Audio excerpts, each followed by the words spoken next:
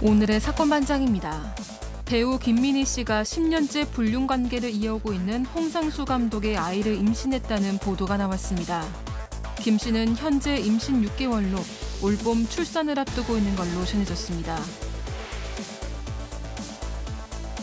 20대 남성이 무인라면 가게에 와서 돈을 내지 않고 라면 등을 먹고 간다는 제보가 들어왔습니다.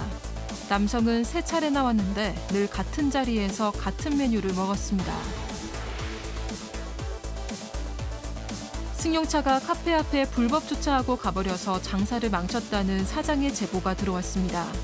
차량에는 연락처도 없었고 아무런 사과도 없었다는 주장입니다. 뾰로롱.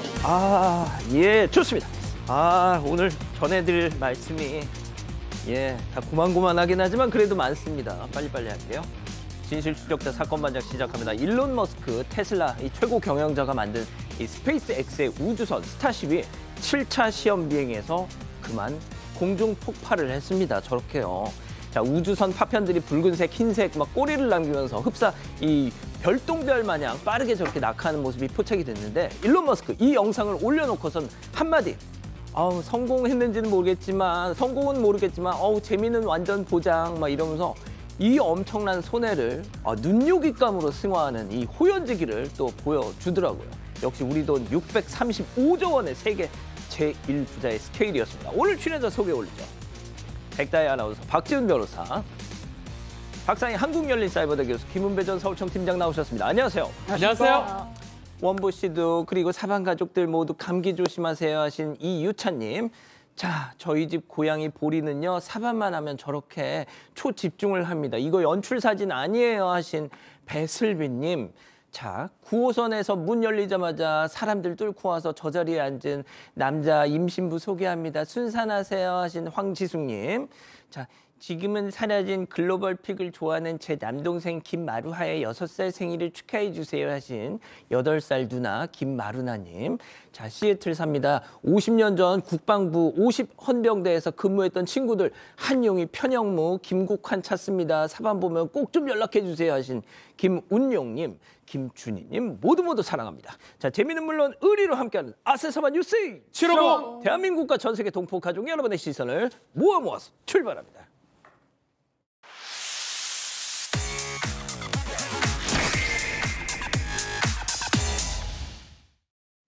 첫 번째 가볼까요?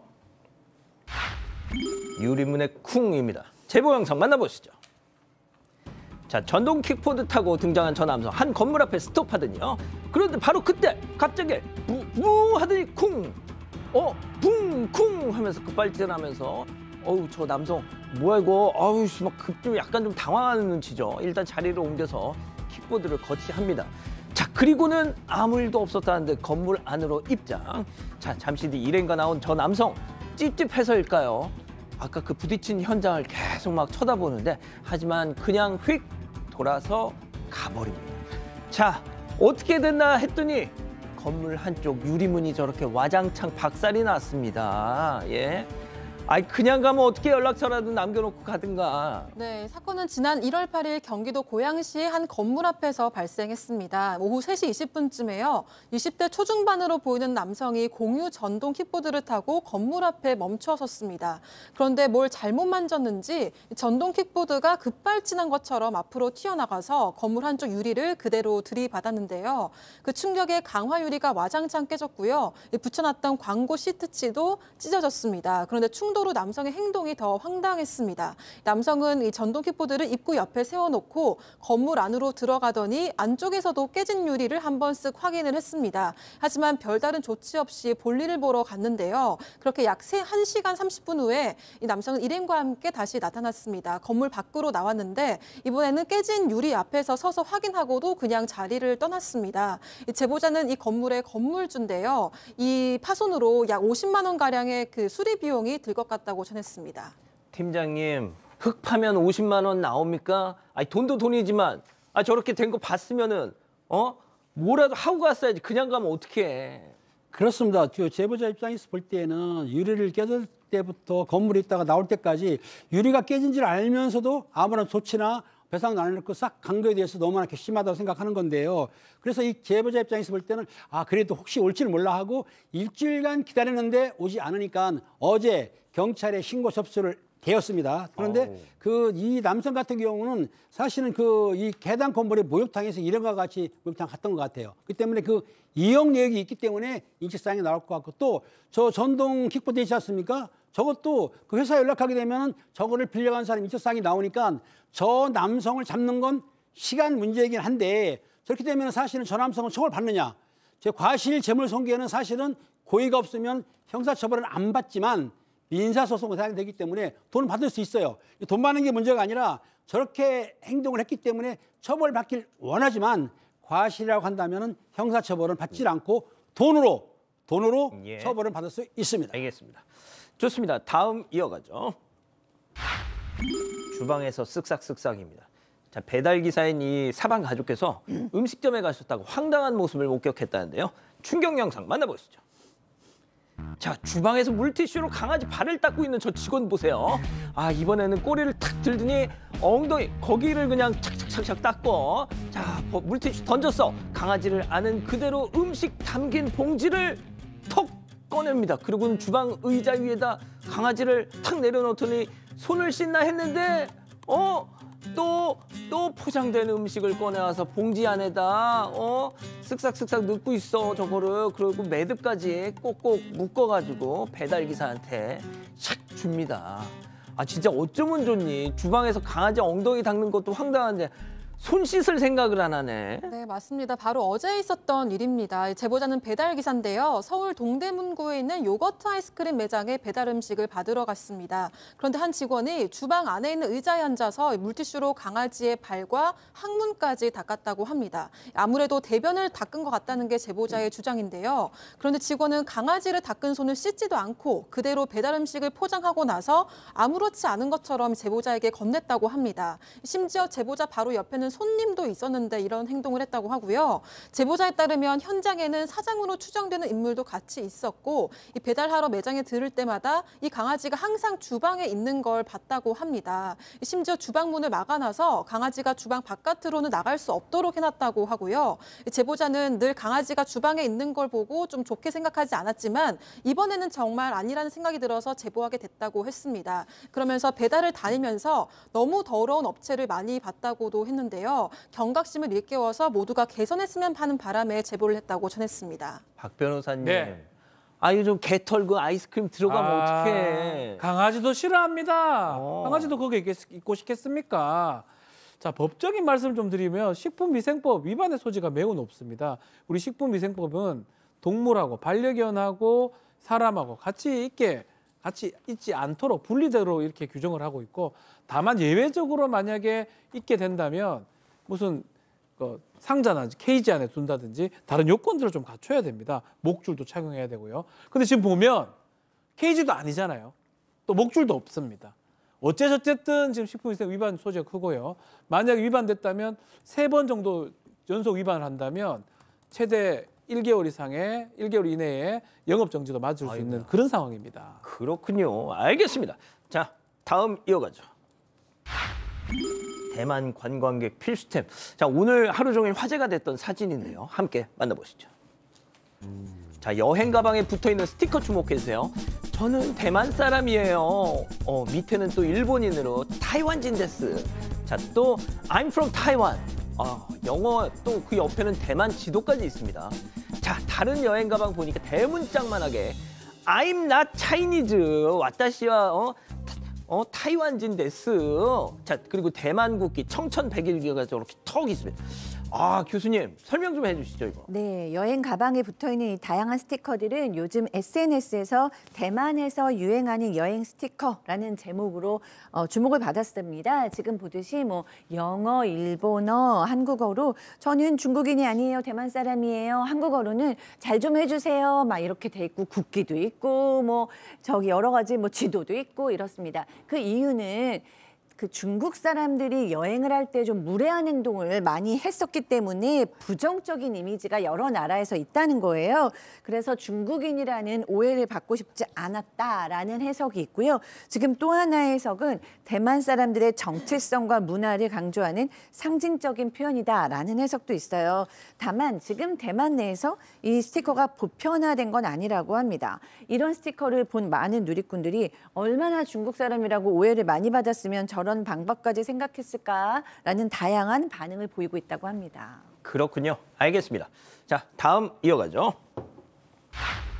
주차장에서 옹기종기입니다. 자, 주차장에서 목격된 충격적인 장면, 영상, 사진 만나보시죠.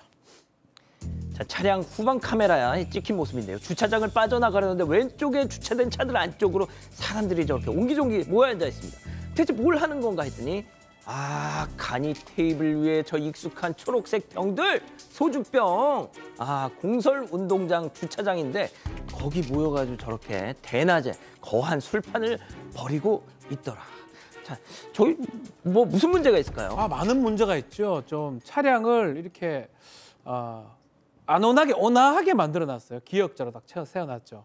아마 보호받는 느낌에 들게 술 먹기 좋게 아마 됐는데 저기 어디냐면 공설 운동장입니다. 거기 공용 주차장입니다. 주차장에 술 먹는 거 사실 상상하기 어렵지 않습니까? 그래서 이것을 보고 얘기를 좀 했던 것 같아요. 술을 왜 저 여기서 마십니까? 공설 운동장 아닙니까? 라고 하니까 안 한다고 하더만 대리기사 부른다 뭐 이런 얘기를 하기로 하고요. 그래서 여기 지금 사실은 앞에는 운동장이기 때문에 운동하러 온 사람이 많은데 깜짝 놀랐다고 합니다. 이거 불법이죠? 불법이죠. 예. 불법인데 뭐 저를 갖고 징역 살거나 이러지는 않겠죠. 않겠지만 기본적인 소양의 어떤 문제점 아니겠습니까? 예. 내부에 음주라든지 치식이 금지돼 있습니다. 맞습니다. 뭐 치식을 금지된다 해가지고 뭐 약간의 그 간식을 먹는 거 그런 거 우리가 뭘 하지 않지만 예. 술 먹는 거는 다른 문제예요. 맞습니다. 기역자로 탁 대놓고 따뜻하게 먹는 것 같은데 그러지 마시고 기본적 매너를 지켜야 됩니다. 좋습니다. 예, 마지막 사연으로 가볼게요. 탈모 치료 선언한 남편입니다. 자, 집단지성의 판단을 받아보고 싶으시다면서 제보해 주신 사연 함께 들어보시죠. 안녕하세요. 정수리가 휑한 남편 때문에 고민인 50대 여성입니다. 남편은 원래는 머리숱이 많았어요. 그런데 나이가 들수록 점점 빠져서 몇 년 전부터는 정수리가 많이 비더라고요. 남편의 친가도 외가도 어느 쪽도 탈모 유전자가 없었어서 남편이 스트레스를 많이 받았습니다. 그러다가 최근에 유명한 병원에서 효과가 좋다는 탈모 예방약을 6개월치를 처방받아 왔더라고요. 그래서 제가 후기를 둘러봤는데 효과는 좋지만 남성들은 성생활이 힘들어진다는 부작용이 있었습니다. 원래는 금실이 좋았지만 탈모 예방약을 먹은 이후로 2, 3개월째 손만 잡고 잔다는 후기도 있었어요. 그래서 병원에서는 이런 부작용 때문에 발기부전 치료제가 필요한 사람에게 무료로 처방해준다고 했습니다. 그걸 들은 남편이 들떠서 치료제까지 처방받아 왔는데요. 하지만 저는 그게 너무 못마땅했어요. 그래서 남편에게 나는 자연스러운 게 좋지 치료제에 의존하고 싶지 않아. 왜 이런 걸 나에게 상의도 없이 처방받아 왔어? 하고 따졌습니다. 그랬더니 남편이 머리가 난다는데 그러면 어떡해? 네가 머리 빠지는 서름을 알아? 이러면서 오히려 저를 이해 못하겠다고 하더라고요. 졸지에 배려 없는 사람이 된 기분인데 정말 제가 잘못 생각한 건가요? 그렇군요. 자, 기다리고 기다리셨던 부처 핸즈업 타임. 지금 8천여 분의 우리 가족 여러분들 함께하고 계신데요. 채팅창에 OX로 함께 참여해 보시죠. 오늘도 여기 계신 두 분이 대신 이걸 해드리겠습니다. 먼저 사연자 아내 박상희 교수님입니다. 당신이 탈모 예방제에 처방받는 거 그건 알고 있었어. 그렇지만 치료제까지 처방받는다는 얘기는 하지 않았잖아. 나는 당신이 그런 거 의존하는 거가 싫어. 당신 아내는 난데 나한텐 얘기했어야 되는 거 아니야? 정말 아내인 내가 뭐 잘못한 거니? 동그라미. 네. 자, 동그라미 아무도 안 쓰세요? 교수님만 드셨군요. 교수님 근데 프롬프터를 보고 읽으셨으면 더 좋았을 것을. 자, 이번에는 남편 박지훈 변호사입니다. 뭐라고? 이 사람이 정말 자기 일 아니라고 말 정말 쉽게 하네. 머리를 한번 감을 때마다 빗질을 할 때마다 숭숭숭 빠지는 거 내가 얼마나 억장이 무너지지 알아? 뭐 고개 숙인 남자는 뭐 될 수 없으니 뭐 탈모 예방 뭐 비아그라 동시에 복용하면서 장군멍군 하겠다는데 그건 나도 좋고 당신도 좋은 거 아이가? 뭐가 불결하고 짐승 같고 뭐 참나 호강 날래리 같네. 아주 그냥 막 X입니다.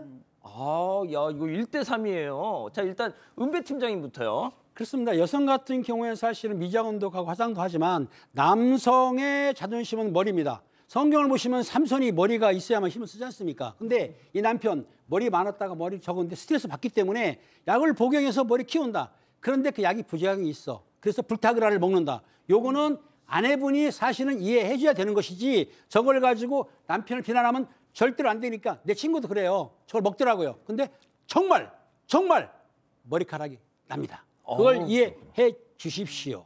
알겠습니다. 자, 박 변호사님. 남자든 여자든 하여튼 머리 부분이 매우 중요하지 않겠습니까? 그렇기 때문에 아마 허락마트로 간다고 하더라도 이 아내분이 허락했는지 그건 모르겠지만 어쨌든 이 남편분은 관철을 했을 가능성이 높습니다. 머리 발모되는 그 약.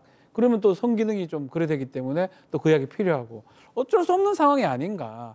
다만 이제 조금 괜찮아지면 좀 줄일 수는 있더라 하더라도 남편한테는 어떤 성기능보다는 모발 이게 지금 엄청 더 중요한 상황이거든요. 저는 이해를 해줘야 된다고 생각합니다. 그렇군요. 자, 백다연 아나운서. 네, 저도 지금 이 사연자 남편분이 스트레스를 많이 받는 상황이니까 조금 남편의 어떤 선택을 존중해 주는 게 좋다고 생각을 했습니다. 그렇군요. 자, 교수님.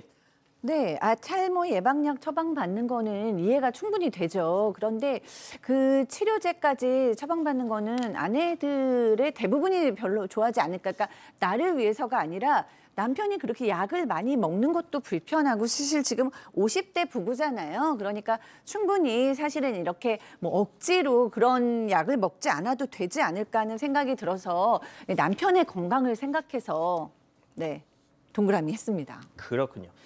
자, 우리 가족 여러분들 뭐라고 하십니까? 네, 힐링 캠퍼지니님은 이 입장 바꿔서 생각해 보시면 이해가 됩니다라고 하셨고요. 이 강두나님, 탈모 안 빠져본 사람들은 그 고통이랑 자괴감을 모른다고 하더라고요라고 하셨습니다. 아유, 그렇군요.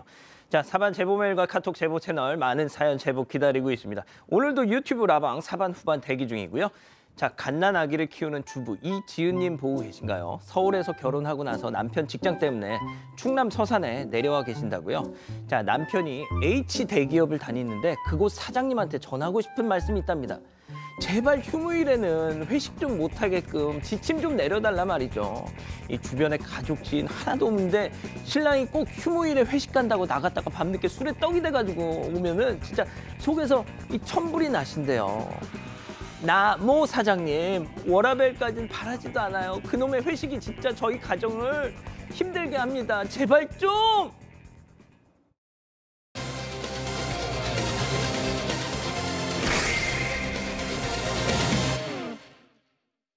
배우 김민희 씨가 10년째 불륜 관계를 이어오고 있는 홍상수 감독의 아이를 임신했다는 보도가 나왔습니다. 김 씨는 현재 임신 6개월로 올봄 출산을 앞두고 있는 걸로 전해졌습니다. 두 사람의 근황을 따라가 봅니다. 자, 오늘 가장 좀 화제가 됐던 뉴스가 아닌가 싶습니다. 배우 김민희 씨가 곧 엄마가 된다는 소식인데 아시다시피 22살 연상의 홍상수 감독 올해 10년째 불륜 관계를 이어가고 있는데 자, 임신. 그 아이 아빠는 누구냐? 네, 홍상수 감독입니다. 이 배우 김민희 씨는 홍상수 감독의 아이를 임신해서 올 봄에 출산을 앞두고 있습니다. 자연 임신이라고 하고요. 임신 사실을 알게 된 건 지난해 여름이고 현재는 임신 6개월 차인 걸로 전해졌습니다. 현재 경기도 하남에서 두 사람이 살고 있는데 김민희 씨의 부모가 거주하는 하남시에 새 집을 얻어서 생활을 하고 있다고 합니다. 두 사람은 지난 15일 산부인과도 함께 갔다고 하는데요. 홍상수 감독은 임신 확인부터 검진까지 따라다녔고 주변 시선에도 아랑곳하지 않은 모습을 보였다고 합니다. 또 홍 감독은 운전 연수를 다시 시작했는데 좀 김 씨의 출산 이후를 대비하는 것처럼 보였다고 합니다. 현재 임신 6개월이라고 하면 지난해 8월쯤에는 태중에 이제 아이가 있었다는 얘기인데 마침 그 무렵 두 사람이 함께 공식석상에 있었던 모습이 뒤늦게 주목받고 있습니다. 체크포인트 짚어보죠. 자, 손에는 트로피, 뱃속에는 점점점. 마침 그때 세계 6대 영화제 중 하나인 스위스 로카르노 국제영화제에서 홍상수 감독 영화 수유천으로 최우수 연기상을 김민희 씨가 수상을 했는데 그때 모습 잠깐 보고 가시죠. 루카르노와 주어리 분들께 진심으로 감사드립니다. 길게 찍고 싶었는데 5일이 너무 짧았습니다. 그 짧은 시간이 너무 행복했고 이렇게 아름다운 영화 만들어주신 홍상수 감독님, 저는 당신의 영화를 너무 사랑합니다. 네, 함께 작업하게 해주셔서 너무 감사합니다. 또 오늘 뉴스를 듣고 보니까 또 달리 보이네요. 그러게요. 네. 이 둘은 2017년 이후에는 그 해외 여행 영화제에서만 공식적인 석상 행보에 나서고 있고 국내에서는 이제 그냥 두문문출하고 있죠. 근데 오늘 이제 임신설이 제기되면서 최우수 연기상을 김민희 씨가 받았던 77회 로카르노 국제영화제의 장면이 다시 화제가 되고 있습니다. 근데 지금 보니까 임신 사실을 알고 있었겠구나라는 생각이 들고, 그러다 보니까 뭔가 더 내려와서 홍상수 감독한테 더 밀착해서 어깨에 기대고 더 다정한 모습을 보여주고 있거든요. 뭐 이런 모습이 글쎄요, 뭐 축하를 받아야 하는 것인지, 하여튼 뭐 나는 사람들한테 조금 불편한 마음도 있을 것 같고, 또 아기는 무슨 죄가 있나라는 생각도 있고 그렇습니다. 지금 뭐 75회 베를린 영화제에도 출품을 했다고 하는데, 그때 만약에 다시 공개적으로 석상에 서게 된다면 이 만삭의 모습을 보게 되지 않을까 싶기도 합니다. 자, 뭐 계속 말씀드리고 있지만 두 사람의 어떤 이 관계는 정상적이지는 않단 말이죠, 팀장님. 그렇습니다. 이 내용을 돌이켜 보게 되면 1985년 미국 유학 시절에 한 여성을 만나가지고 결혼을 했고 외동딸이 하나 있습니다. 그런데 2015년 개방한 영화가 있어요. 지금은 맞고 그때는 틀리다 이후에 사실은 김민희 배우하고 불륜 관계가, 연인 관계가 발전했던 건데요. 2017년 개방한 영화 기자간담회에서 불륜 사실을 공식적으로 발표를 했다고는 하고요. 그래서 이제 홍상수 감독 아내하고 이혼하려고 2017년에 아마 소송을 걸었는데 2019년에 패소했어요. 패소 내용이 뭐냐면 법원이 보면은 홍상수 감독이 이혼 소송을 제기를 했지만 파탄의 주된 책임이 홍 감독이기 때문에 소송을 기각해버렸던 것이죠. 그래서 지금 홍상수 감독 같은 경우는 아마 항소는 포기를 했었고 현재는 이제 법적 관계는 유지하고 있습니다. 법적으로 부부 관계는. 하지만 김민희 배우하고는 지금 10년째 2000 그때부터요. 2005년인가요? 그때부터 해서 2015년이구나. 15년부터 저 사실은 불륜 관계를 유지하고 있었는데 이번에 그 임신 소식이 나왔기 때문에 좀 이 독자들 아니면은 팬들 입장에서는 좀 난감한 상황일지도 모르겠습니다. 자, 박 변호사님. 예. 자, 이게 지금 사실은 말씀처럼 10년째 이제 이렇게 생활을 하고 있는데 사실 또 이혼을 요구한 상황에서 이혼이 기각이 됐습니다. 아내가 법적인 아내가 있습니다. 홍상수 감독의 아내 말하고 좀 다른 차이가 좀 있긴 합니다. 남편을 계속 기다렸다고 하고요. 남편이 언젠간 돌아올 것이라고 믿는데 남편이 또 우리를 지옥에 빠뜨려 놓고 본인은 저렇게 행복한 모습 너무 슬프다라고 얘기를 하고 있고, 다만 홍상수 감독은 이 소송에서 항소를 하지 않아서 확정이 된 상황인데, 다만 이 혼인 생활이 끝났다는 사실에는 변함이 없다라고 얘기를 하고 있습니다. 그래서 혹시나 사회적 여건이 갖춰지면 다시 법원에 이혼을 하긴 받겠다라고 입장을 밝힌 바도 있습니다. 이 홍 감독이 이혼 소송 와중에도 김민희 씨와의 관계를 또 공식 석상에서 또 한 번 뭐 얘기를 해서 그때도 또 논란이 됐었는데요. 그 모습 잠깐 보고 가실까요? 저희 두 사람 사랑하는 사이고요. 저희 나름대로 진솔하게 사랑하고 있습니다. 개인적인 부분은 저희의 정말 개인적인 부분이고요. 저희가 책임져야 되는 부분이고. 네, 저희는 만남을 귀하게 여기고 믿고 있습니다. 그리고 진심을 다해서 만나고 사랑하고 있습니다. 그냥 저에게 놓여진 어떤 다가올 상황이나 놓여진 상황 모든 것들을 겸허히 받아들이고 있습니다. 참 뭐 계속 전해드리지만 우리 정서상으로는 쉽게 납득이 잘 안 되죠. 네, 맞습니다. 보신 것처럼 2017년 3월 13일에 이 두 사람은 영화 시상식의 시사회에 참석을 해서 그동안의 의혹에 대해서 솔직하게 이야기를 했습니다. 이미 2016년 1월부터 두 사람 관계가 좀 심상치 않다는 소문이 업계에 퍼졌었다고 하고요. 그해 5월 두 사람이 1년째 열애 중이라는 보도가 처음으로 나왔었습니다. 당시 홍 감독의 아내는 남편이 김민희와 가정을 이루고 싶다고 말한 후에 집을 나갔다 이렇게 밝히기도 했는데요. 홍 감독은 시사회에서 우리 둘 다 모두 진솔하게 사랑하고 있다 이렇게 이야기를 했습니다. 이에 대해 솔직하다는 평가보다는 불륜을 사랑으로 포장한다 이런 비난이 더 크게 일었었습니다. 자, 같이 뭐 동거까지는 뭐 그렇다 치고 일단 이 홍 감독의 이 법적 아내 이분은 지금 김민희 씨 임신 사실을 알고 있었을까요? 네, 지금 감독의 아내는 그 사실을 전혀 모르고 있었다고 합니다. 그러니까 홍상수 감독의 아내는 한 매체와의 전화 통화에서 전혀 모르고 있었고 알려주셔서 감사하다라고 말한 것으로 전해지고 있고요. 이후 이어진 취재진의 추가 질문에는 답을 하지 않았다고 합니다. 그리고 또 한편 두 사람의 나이를 감안하면 자연 임신이 상당히 드문 케이스라고 해요. 만 42세라고 전해지고 있는데 그때 이제 의학적인 도움 없이 임신할 확률이 한 5%에서 10% 이하로 추정된다고 합니다. 그리고 대한민국에서 시험관 시술은 모자보건법에 따라서 법적 부부를 대상으로 하고 있기 때문에 불륜 관계에서는 사실상 시험관 시술이 불가능하다고 합니다.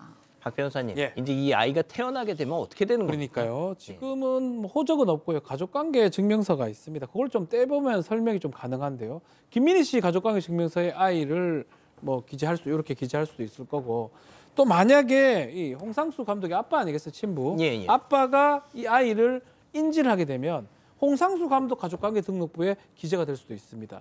근데 문제는 홍상수 감독의 지금 배우자가 지금 있지 않습니까? 예. 법적 배우자. 저분의 가족관계를 떼보면 또 아이가 아닌 걸로 나옵니다. 그래서 조금 복잡한 상황이 되긴 한데 어쨌든 간에 홍상수 감독 기준으로 봤을 때 인지만 한다면 그 가족관계 등록부에는 지금의 자녀들 둘이가 있고 태어날 아이도 기재가 될 수 있고요. 그렇다면 만약 홍상수 감독이 사망하거나 이래 되면 상속 부분도 그 3명이 나눠 갖게 되는 상황이 생길 것 같습니다. 그렇군요. 예, 알겠습니다. 첫 번째 이렇게 정리하고요. 두 번째 사건 이어갑니다.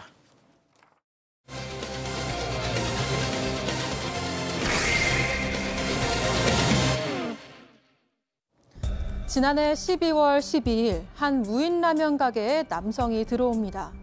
거침없이 먹고 싶은 라면을 고르고 냉동고에서는 만두와 치킨도 꺼내는데요. 그리고 테이블 위에는 각종 음식들이 놓여 있습니다. 남성은 자리에 앉아서 라면을 후루룩 먹고 휴대전화로는 영상을 보면서 여유롭게 시간을 보냅니다. 이윽고 식사를 다 마친 뒤 싹싹 비운 라면 그릇과 봉지를 치우고 가게를 나가는데요. 사장은 사흘 전 이 남성을 경찰에 신고했습니다. 대체 무슨 일이 있었던 걸까요? 예, 이 무인 라면 가게 운영하시는 사장님 제보네요, 교수님. 네. 서울 노원구에서 무인 가게를 운영하는 50대 사장님 부부의 제보입니다.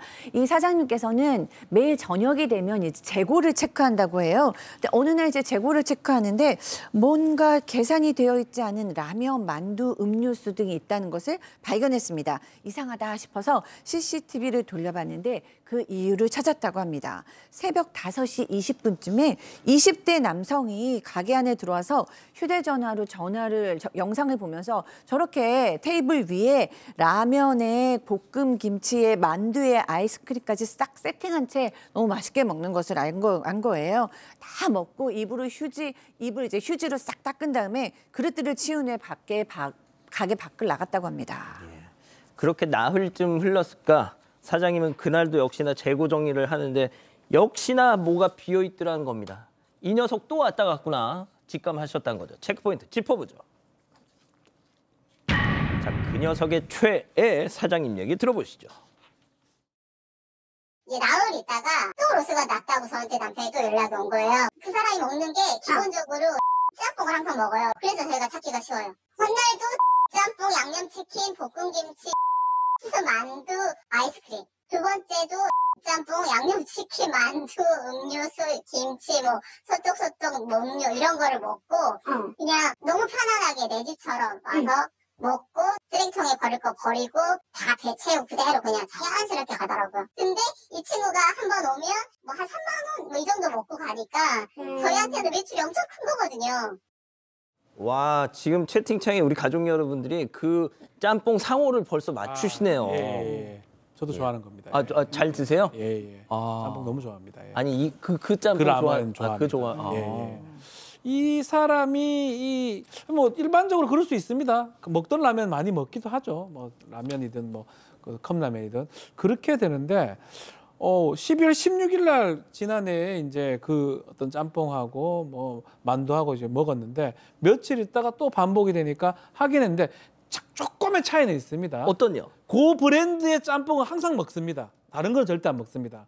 그 짬뽕에 또 치킨도 하나 쫙 가고 치킨 가오고요. 양념치킨입니다. 만두 요 가오는데 약간 차이는 있어요. 그 세 개는 아주 공통 분모로 가는데 김치를 볶았다가 안 볶았다가 또 아이스크림이냐 녹차냐 이런 차이는 있는데 만두 양념치킨까지는 항상 똑같이 먹는 그런 패턴을 좀 반복하고 있고요. 또 하나 패턴이 또 있습니다.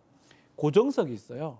항상 똑같은 자리에 똑같은 패턴으로 똑같이 펼쳐놓고 이렇게 먹는 모습. 옷도 같아. 옷도 같아요. 먹는 것도 자연스럽게 불편함 없이 먹고 또 자연스럽게 입을 닦고 밖으로 나가는 모습까지 포착이 되는데 근데 문제는 매출 자체가 10만 원 자기 안 될 때가 많은데 하루에 아이고. 이 사람 혼자서 3만 원치 먹고 가서 상당히 사장님이 화가 났다고 합니다. 결국 특단의 조치를 취하셨죠? 네, 이 사장부부는 이 CCTV 속의 남성을 캡처해서요. 얼굴은 스티커로 붙인 뒤에 경고글을 가게 곳곳에 붙여놨습니다. 남성이 늘 앉는 자리에서는요. 바로 보이는 창문 옆에 이제 남성이 먹고 있는 사진을 붙이고 나서 경찰서 접수 중, 지문 감식 중 이런 글을 붙여놨습니다. 라면 진열대 옆에도 남성의 사진을 붙여놓고 이곳에서 양심을 팔지 마세요. 24시간 CCTV 작동 중 연락 없을 시 경찰서 접수 예정이라고 적어놨고요. 키오스크 옆에도 경고글을 붙여놨습니다. 여기에도 24시간 CCTV가 작동 중이고 이 글을 본 즉시 연락 바람 이렇게 적어놓고 사장의 휴대전화도 기재를 했다고 합니다. 자, 그런데 말이죠. 지난 일요일 새벽 저 인간 가게 또 왔답니다. 자, 그러면 앞서 그 경고문, 본인 사진이 찍혀있는 그 경고문 보자마자 후다닥 도망갔을까요? 사장님 얘기 들어보시죠. 네, CCTV 그 사진을 키오스크 옆에 그리고 그 친구가 먹는 테이블 앞에 그리고 라면 옆에 이렇게 세 군데에 다 붙여놨거든요. 세 번째 왔잖아요. 그 친구가 붙어있는 사진을 자기 사진을 딱 보더라고요. 아무렇지도 않게 뭐 내 사진 붙어있네 이런 느낌이었어요. 그걸 다 읽고 자기 사진도 다 봤는데도 너무 태연하게 그냥 똑같이 짬뽕을 또 먹고 또 만두를 가져와서 렌즈에 돌리고 그리고 마지막에 갈 때 또 핫바도 하나 또 데펴서 또 먹고 가고 저희가 느낀 게 이 친구는 또 올 사람이구나. 다른 데 가서도 또 이렇게 할 것이고 우리도 또 계속 올 것이고 안 되겠다라는 생각이 들더라고요. 아, 진짜 대단합니다. 강적이네요. 예? 옷만 바뀌었어요. 옷만 바뀌고 일단 그 브랜드의 그 라면은 먹습니다. 짬뽕 맛 라면은 꼭 먹습니다. 양념치킨 가겠죠 당연히. 만두까지는 또 갑니다. 요번에 조금 차이가 나는 핫바를 또 먹는다 하네요. 그리고 저 모습이거든요. 경고문을 보면서 뭐 지문도 보고 찍힌다라고 얘기하는데 그걸 보면 사실은 조금 걱정하는 사람이면 움찔하죠. 움찔하죠. 그리고 제가 뭐 이런 말씀드리긴 하지만 라면 정도만 가져가든지 치킨하고 그 패턴을 같이 반복하지는 않거든요. 핫바까지 꺼내서 그 먹고 있는 모습 20분간 여유롭게 먹고 또 계산하지 않고 사라졌다고 합니다. 아마도 이 사람은 진짜 너무나 편하게 이런 행동을 반복해서 이 모습에 너무 황당하고 정말 화가 매우 났다고 합니다. 팀장님, 3번의 기회를 주신 것 같아요, 사장님은. 그렇죠. 3번의 기회를 줬는데도 저렇게 무시하고 범죄를 했기 때문에 그 사장 입장에서는 총 10만 원 정도 피해를 받지만 저거를 이제 신고할까 말까 고민했는데 상습범이기도 하고 다른 무인 가게가 피해 볼까 봐 신고를 했다고 합니다. 경찰에 신고를 했고요. 또 근데 저 사장님 말씀 뭐냐면 저 남성이 사실은 새벽 시간대에 오는데 가방도 안 들고 와. 그리고 추리닝을 입고 온 거 봐서는 동네 사람인 것 같다라고 생각하고 있는데 지난 일요일 이후에는 아직까지는 오지 않았는데 저 행태를 봐서는 또 올 것 같으니까 예의주시하고 있는데 다음번에 오게 되면은 체포가 돼서 처벌을 받을 겁니다. 예. 자, 2번째 사건 정리하고요. 3번째 이어갑니다.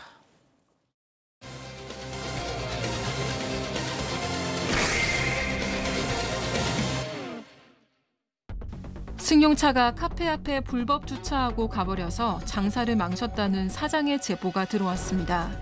차량에는 연락처도 없었고 아무런 사과도 없었다는 주장입니다. 어떻게 된 일인지 알아봅니다. 자, 전해주시죠.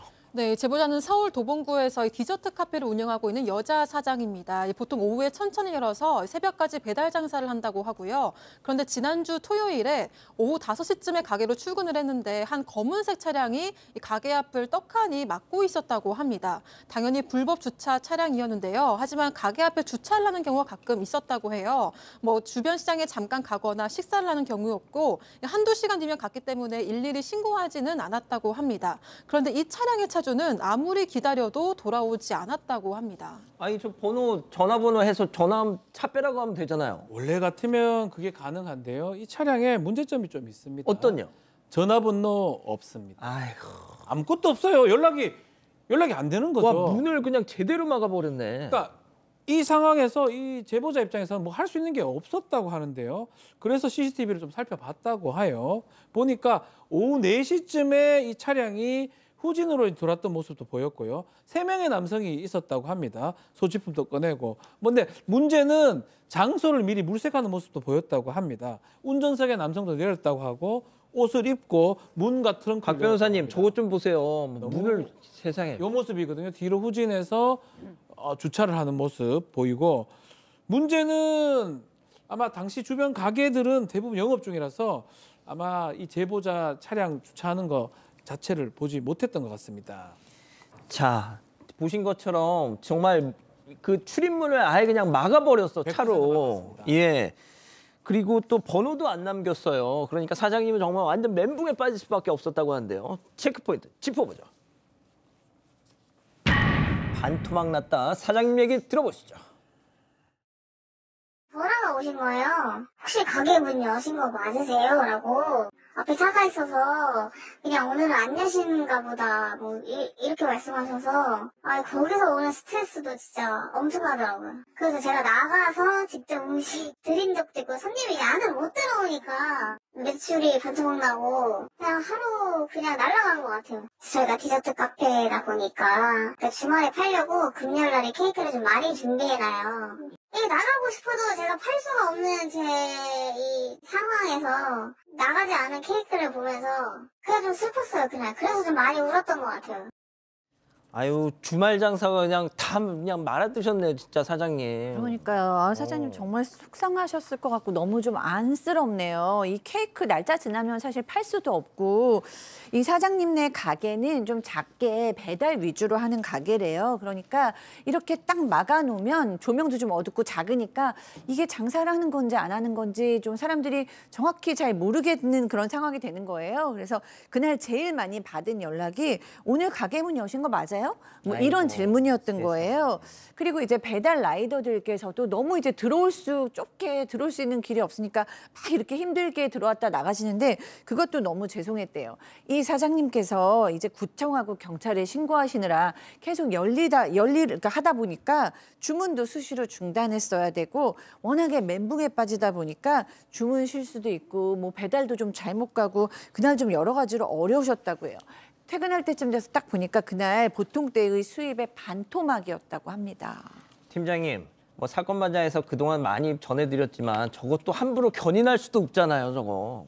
함부로 결혼은 못하지만 사실은 불법 주차는 견인은 가능은 합니다. 근데 이 제보자 입장에서 구청에 연락했더니 구청에서는 할 수 있는 게 없다 이렇게 답변을 했고, 경찰에 연락했더니 경찰에서는 차량을 견인하는데 흠집이 생기면 문제가 있으니까 견인 안 한다 이렇게 얘기했다고 하는데, 사실은 견인은 가능합니다. 그런데 경찰에서는 차량 실제 주인을 알기 위해서 차적 조회를 했더니 차량 주인이 70대 남자분인데 CCTV를 확인했더니 70대 남자분이 아니고 젊은 남자이기 때문에 아마 할아버지 차를 빌려 쓴 거 아니냐라고 보려고 하는데, 어떻든 차적 조회에서 70대 남자한테 연락을 해서 뭐라고 했냐면 가게 앞에 불법 주차하고 있으니까 차를 빼달라고 대신 연락했지만 오질 않았다고 합니다. 그리고 이제 사장이 아마 그 장사 끝난 새벽 시간까지 차량을 그대로 빼지 않고 있었기 때문에, 물론 주차 위반 딱지는 붙였지만 제가 보기엔 그렇습니다. 주차 위반 딱지를 붙이고 도로상에 불법 주차하게 되면 견인은 가능한데 왜 견인을 안 했을까? 좀 의아한 생각이 드네요.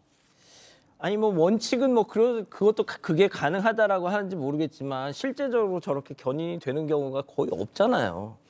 자, 사장님은 그날 다행히 다음 날 오전에 그 남성이 차량을 빼려고 나타나긴 했답니다. 하지만 뒷맛이 개운치 않았다고 하는데 이어서 들어보시죠. 거기다가 사실 쪽지도 붙여놨었어요. 앞에다가 번호 어디 갔나요? 번호는 왜 안 써놓으시고 주차를 하셨나요? 써놨었거든요. 설마 가게니까 전화라도 주겠지. 아니면 죄송합니다 한마디 하는 게 그렇게 어렵진 않아요. 아니면 밑에라도 쪽지라도 넣어주고 가던지. 근데 뭐 TV 보니까 그 주차딱지 떼고 제 그 메모지 뜯고 본인 주머니에 넣고 그냥 차 타더라고요. 아유, 왜 저러고 살아. 그러니까요. 전화번호 자체를 당연히 해고 가야 되고, 근데 문제는 다음 날 10시, 18시간 주차한 다음에 그 후에 찾아왔다라는 겁니다. 메모가 해놨어요. 이 정도 되면 전화번호 쓰고 주차를 좀 해야지. 가게 앞인데 연락 주세요 했는데 CCTV상 보면 그냥 보는 둥 마는 둥 가버리는 모습이거든요. 지금까지 일주일 정도 지났는데 아직까지 아무런 그냥 가버려요. 뭐야 이거 하면서 에이 뭐 이런 느낌이에요. 사실은 그렇기 때문에 사실 상당히 좀 이 사장님 입장에서 상당히 당황하고 화난 어떤 상황인데 업무 방해죄 될 수 있을지 뭐 그 부분도 한번 봐야 되는데 손해배상 청구는 충분히 될 것 같거든요. 매출이 지금 반토막 났는데 근데 문제는 뭐 소송 비용 이런 게 너무 많이 들기 때문에 좀 기본적으로 지켜야 될 건 지켜야 되는 거 아니냐. 그러니까 저는 반대로 이런 생각을 좀 합니다. 그냥 18시간 저 대놓고 전화번호 안 남긴 것 같아요. 전화 오면 빼야 되니까. 그래서 그런 거에 입증이 된다면 업무방해도 가능하거든요. 근데 그거는 이제 확인이 안 되기 때문에 제가 말씀드리기는 곤란하지만 어쨌든 간에 기본적 소양이 좀 부족한 상황 아닌가. 러시아나 이런 나라는요.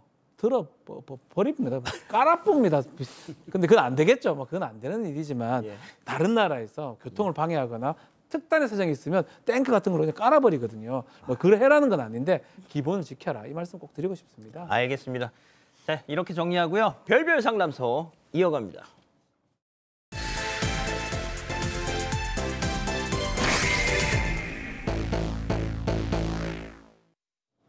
회사에 출근한 한 여성, 하루 종일 사장님 부부의 눈치를 보면서 괜한 트집까지 잡혀서 혼인합니다. 결국 계획에 없던 야근까지 하고 퇴근하는데요. 집에 도착해서 문을 여는 순간 아까 회사에서 본 여사장님이 반겨줍니다. 대체 이게 어떻게 된 일일까요? 자, 실제 사연을 저희가 당사자 특정을 이유로 일부 각색했다는 점 먼저 말씀드리고요. 자, 교수님. 네. 아니, 회사에서 하루 종일 봤던 그 상사. 근데 그 상사가 우리 집에 떡하니 앉아있다? 네. 이 상사는 바로 시어머니인데요. 이거를 좀 이해하려면 3년 전으로 돌아가야 됩니다. 그러니까 3년 전에 이제 결혼을 하려고 상견례를 하는데 그때 이 시어머니는 사업체를 작게 운영을 하고 있었는데 문제는 남편이 그 사업체의 직원이었다는 겁니다. 그래서 사장님이다 보니까 콧대가 너무 높았어요. 상견례 때 이 친정 어머니께서는 막 남편을 칭찬하고 이 사돈댁도 막 높여드렸는데 이 시어머니께서 그 칭찬을 듣더니 며느리도 뭐 착해요, 예뻐요, 뭐 막 이렇게 해줘야 되잖아요. 근데 그냥 칭찬을 듣고만 밥만 먹고 있는 거예요. 그래서 뭔가 불편했다라고 생각을 하고 있는데 어쨌든 신혼집을 이 시어머니께서 전셋집을 마련해 주셨습니다. 그런데 이 전셋집을 마련해 주면서 그냥 마련해 준 게 아니에요. 시부모 허락 없이 이사 금지, 집 비밀번호 공유하기 이런 거를 각서로 쓰게 했습니다. 그래도 어쨌든 뭐 여성은 전셋집을 받기는 했으니까 뭐 고마워하면서 자기의 돈으로 이제 차를 샀어요. 근데 이 시어머니가 이 차를 타더니 차가 너무 작아서 그런지 코너를 돌 때마다 멀미가 나네. 뭐 이렇게 얘기했다고 합니다. 뭔가 좀 조짐이 안 좋습니다. 네, 그렇습니다. 상황을 보게 되면 사실은 원래 여성 직장을 다니다가 임신하려고 2년 만에 퇴직을 하고 집에 있었는데 시아버지가 연락이 왔습니다. 뭐라고 했냐면 전화 와서 며느라 놀면 뭐하니? 우리 회사에 몇 시간 좀 일해 살래? 이렇게 제안을 했고 시어머니 역시 애야 설마 며느리 힘든 거 시키겠냐? 하면서 거들었기 때문에 회사를 나갔습니다. 나가면 돈도 벌으니까 나갔는데 출근 첫날부터 그만 후회를 하게 됐는데 내용이 뭐냐면 직원이 6명짜리예요. 그런데 회사의 시어머니가 점심값을 아낀다고 탕비실에서 점심을 만드는 거예요. 그러면 며느리가 가만히 있습니까? 같이 거들어야지. 힘들게 됐습니다. 뿐만 아니라 그 인수인계받은 자료는 엉망인데다가 거래처 일정을 잡으면 시부모님끼리 서로 싸우고 다퉈가지고 말이 틀리고 또 시부모들이 제때 오는 경우가 없어요. 꼭 지각을 해요. 이러다 보니까 이 며느리는 스트레스가 매우 심하게 된 것입니다. 아, 가족들이 함께 경영하는 회사 딱히 좋지 않습니다. 네, 그래서 여행 같은 것도 되게 허락을 받기가 어려웠는데 겨우 허락을 받았지만 또 여행 5일 전에 거래처가 일방적으로 계약을 파기하는 일이 있었다고 합니다. 그러자 시부모는 아들 부부에게 화풀이를 했는데요. 이럴 때 꼭 휴가를 가야겠냐, 회사 망하면 너네들 월급도 없는 거다 이렇게 윽박을 질렀다고 합니다.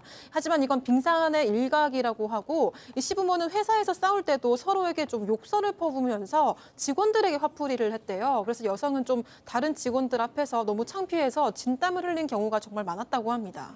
자, 그런데 이 여성이 사연자가 가장 참기 힘든 건 친정 부모님 무시할 때. 맞습니다. 여성 친정 부모님이 근처에서 국수집 운영을 하고 있었는데 남편하고 시부모가 같이 오다가 어느 날 점심 뭐 국수 먹으면 어때요? 제안을 했습니다. 뭐 그러면 사실 받아들이면 되는데 시어머니가 아유 내가 지금 뭐 비코트 있고 그거 먹게 생겼니?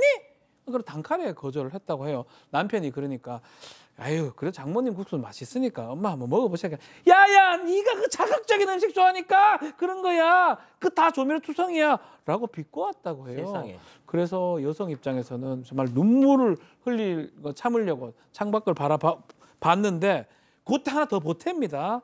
야야 네가 좀 이해해라. 내가 밀가루가 안 맞다 라고 굳이 한마디를 더 보탰다고 합니다. 야, 이거 뭐 아무튼 회사에서도 당연히 오너니까 갑일 것이고 집에서도 갑이었다. 네, 시어머니가 시아버지랑 싸울 때마다 아들 부부의 집으로 왔다고 하는데요. 그런데 한 번 오면 한 달이 넘게, 길게는 38일까지 있었다고 합니다. 이 시부모는 회사에서도 싸운 티를 좀 많이 냈다고 하는데요. 두 사람이 나눠야 될 말들을 아들과 며느리한테 전달해달라고 시키기까지 했다고 하고요. 그래서 여성은 좀 시어머니가 집에 있는 게 싫어서 야근까지 했지만 아무리 늦게 퇴근해도 집에 가면 시어머니가 반겨주는 상황이 아이고. 반복되는 겁니다. 그래서 남편이 좀 불만을 표시를 했는데 시어머니는 회사에서 이걸 트집을 잡아서 좀 남편을 공개적으로 망신을 주거나 이런 식으로 좀 응수를 했었다고 합니다. 자, 여기서 한 걸음 더 들어갑니다. 네. 자, 시어머니 집에 있을 때 여성의 육촌 동생이 잠깐 들렀다고 하는데 뭐 촌수로는 좀 육촌이 멀잖아요. 예. 그렇지만 되게 친하게 지내고 가깝게 지냈던 사람인데 시어머니가 그 자리에 있었는데 이 동생을 보자마자 깜짝 놀랐습니다. 왜요? 키가 큽니다. 인물이 좋아요.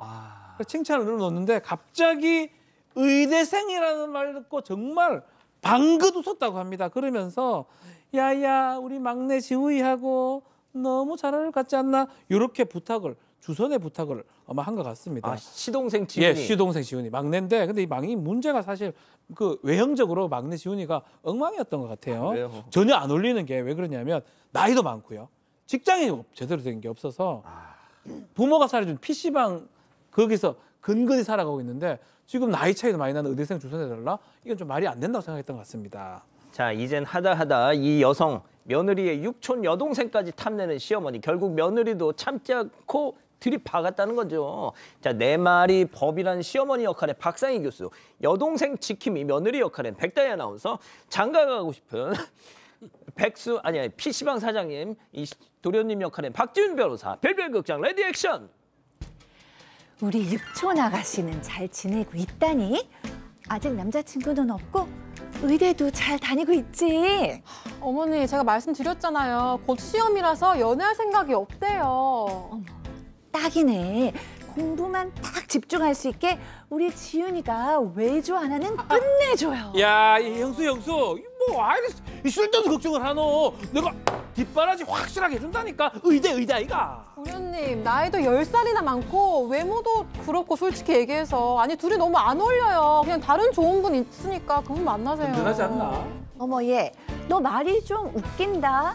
우리 아들이 얼마나 잘생겼는데 뭐가 어때서 그러니?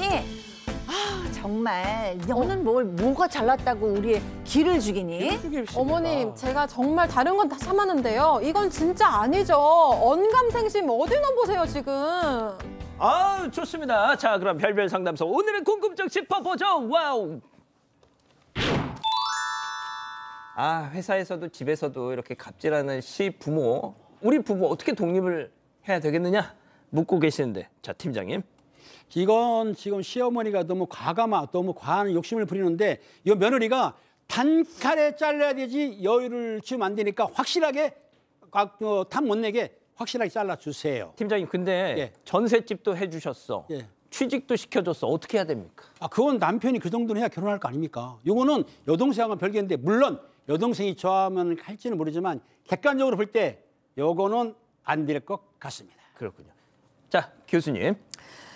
네, 저는 이 경제적인 독립이 정말 중요한 것 같아요. 경제적인 의존 때문에 이런 일이 벌어진다고 생각을 하거든요. 그래서 두 분 다 사실은 다른 일자리를 알아보는 게 가장 시어머니로부터는 독립하는 건데 만약에 그렇게 해선 생활이 너무 안 된다라는 판단이 드시면 아내라도 다른 일자리를 알아보시는 게 좋을 것 같아요. 아들은 아들이라고 쳐도 며느리는 이 상황 견디기가 어렵거든요. 그리고 이 육촌 아가씨는 그냥 남친이 있다라고 얘기를 해야 되지 않을까 싶습니다. 그렇군요. 자, 경제적 독립이 중요하다. 네, 그렇죠. 독립을 해야 이제 이게 굴레에서 벗어날 수 있지 않을까 생각이 드는데요. 육촌 그 여동생은 결혼했다 그러세요, 그냥.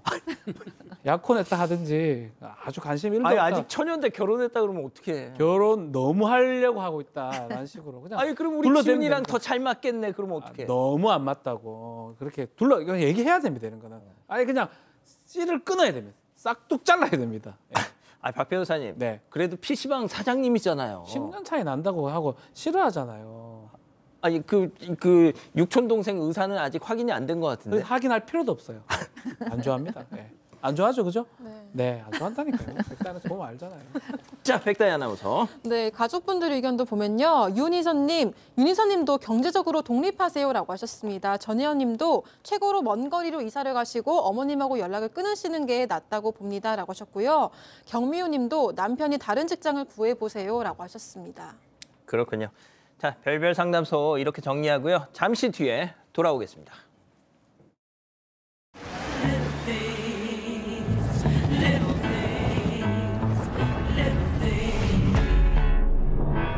Cause it's the little things that mean an awful lot. 들코락스 Good morning Good condition 상쾌한 아침 뭐든 할 수 있지 변비가 당신의 하루를 맡고 있다면 자연스러운 장리듬을 찾아주는 들코락스. 메디컬 파라오. 메디컬 파라오는 목, 허리, 추간판 탈출증 치료를 위해 견인하는 정형용 견인장치이자 요추와 골반 주변 근육을 정위치로 교정하는 정형용 교정장치입니다. 메디컬 파라오. 시대는 앞서 나아가는데 뒤쫓아가는 교육만으로 충분할까? 이제 순서를 바꾸자. 대학이 먼저 방향을 제시하자. 그것이 우리가 찾은 시대의 답. 결국 경국. 국립경국대학교. 사랑하는 사건반장 가족 여러분, 곧바로 유튜브 라방 사반 후반합니다. 따뜻한 주말 보내시고요. 저희는 다음 주 월요일에도 사반 750 저녁 7시 50분에 다시 옵니다. 안녕히 계십시오.